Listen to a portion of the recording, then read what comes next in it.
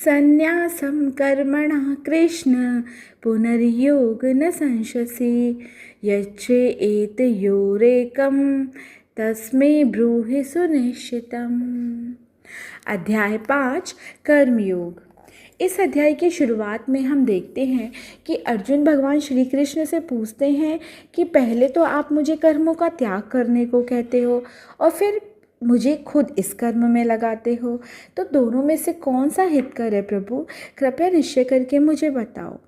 इस पर भगवान कहते हैं, ज्ञान योग और कर्म योग एक ही है अर्जुन। ज्ञान योगी को जो स्थान मिला है वही कर्मयोगियों को मिला है। कर्म करने के बिना तो संन्यास भी प्राप्त नहीं हो सकता।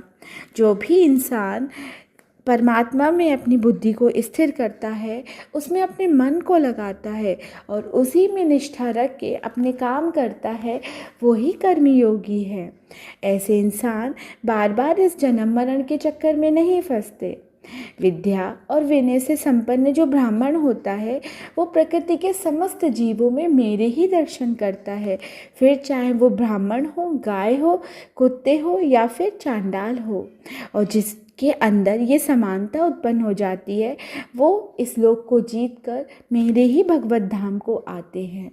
भगवान आगे बताते हैं कि जो भी इंसान सुख में बहुत ज़्यादा सुखी और दुख में अपने मन को बहुत ज़्यादा विचलित नहीं करता और मोह से रहित रहता है, वही सच्चा योगी है। ज्ञानी लोग भोगों में रत नहीं होते। शरीर छूटने से पहले वो मनुष्य काम और क्रोध के वेग को सहन कर लेते हैं और हमेशा सच्चा सुख पाते हैं। जो मनुष्य सब यज्ञों और तपों का भोक्ता, संपूर्ण लोकों का स्वामी और सब प्राणियों का मित्र मुझे मान लेता है, उसी को सच्ची शांति प्राप्त होती है।